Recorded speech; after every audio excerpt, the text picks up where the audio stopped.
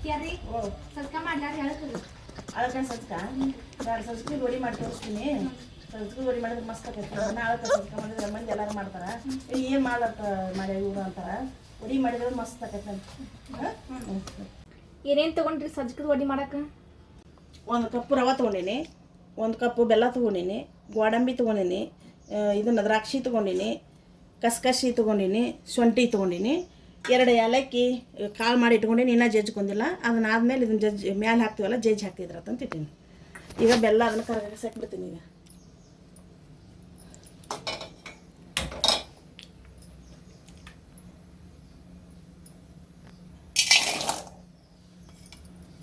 ಅಷ್ಟು ಬೆಲ್ಲಕ್ಕೆ ಇಷ್ಟು ನೀರು ಹಾಕ್ತೀನಿ 1 ಗಿಂಡಿ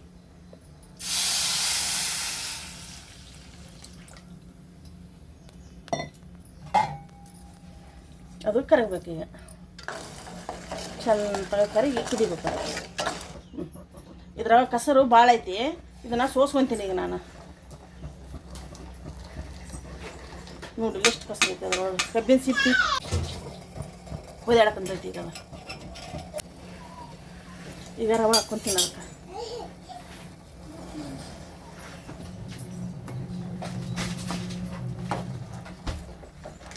ಗಂಟು ಆಗ್ಲಾರ್ದಂಗೆ ಹಿಂಗೆ ತಿರ್ಕೋಬೇಕು ಇದನ್ನು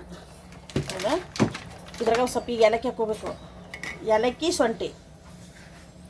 ಏಲಕ್ಕಿ ಇದು ಶುಂಠಿ ಕಸ್ಕಸಿ ಅದನ್ನೆಲ್ಲ ಹಿಕ್ಕಟ್ಟು ಹಾಕೋದು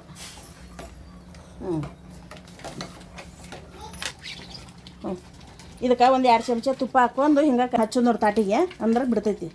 ಈಗ ಅದು ಆತು ಸಜ್ಕಣ್ಣು ಅದನ್ನು ಆರಿಸ್ತೀನಿ ಈಗ ಇದಕ್ಕೆ ಹಾಕ್ತೀನಿ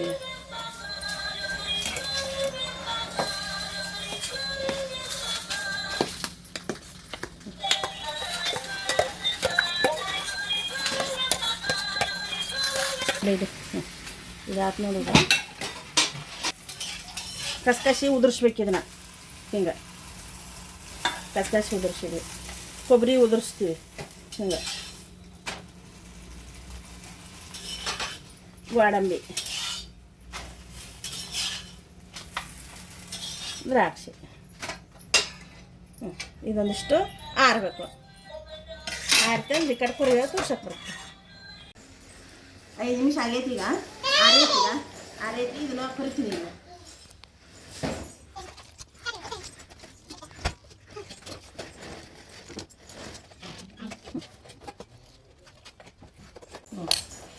ಎಷ್ಟು ಮಸ್ತ್ ಈಗ ಓರಿ ಸಜ್ಕದೋಡಿ ಹೆಂಗಾಗ್ಯಾವ ನೋಡು ನೋಡ್ತೀನಿ ನೋಡು